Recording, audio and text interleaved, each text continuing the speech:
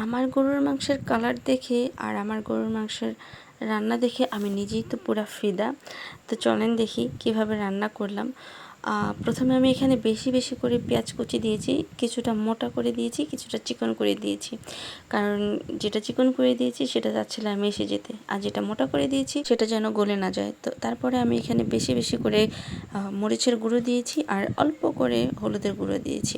তো সামান্য একেবারে সিম্পলভাবে রান্না করছি, আর বেশি করে আদা রসুনের বাটা দিয়েছি। তো মশলাটা আমি খুব ভালোভাবে কষিয়ে নিয়েছিলাম। কষানোর পরে যখন তেল উঠে গিয়েছিল তখন আমি এখানে গরুর মাংসটা দিয়েছি। তো গরুর মাংসটা আমি ঢেকে ঢেকে অল্প আছে একেবারে নিবো আছে খুব ভালোভাবে কষিয়ে নিচ্ছিলাম। দেখেন কষানোর মধ্যে অনেকটা পানি চলে এসেছে। এবার খুব ভালোভাবে কষিয়ে নেওয়ার পরে এখানে আমি 4টা রসুন দিয়েছি। আর আনাম রসুন আমার কাছে অনেক বেশি ভালো লাগে, গরুর মাংসের টেস্টটা অন্যরকম লাগে। তো আমি আরও কিছুক্ষণ কষিয়ে নেব। এইবার ভালো মতো কষিয়ে নেওয়ার পরে আমি নিজের ইচ্ছা মতো আলু দিয়েছি। আমার না গরুর মাংসের আলুটা অনেক বেশি মজা লাগে খেতে। তো আমি বেশি বেশি করে আলু দিয়ে তারপরে আবার ভালো করে কষিয়ে নিচ্ছি।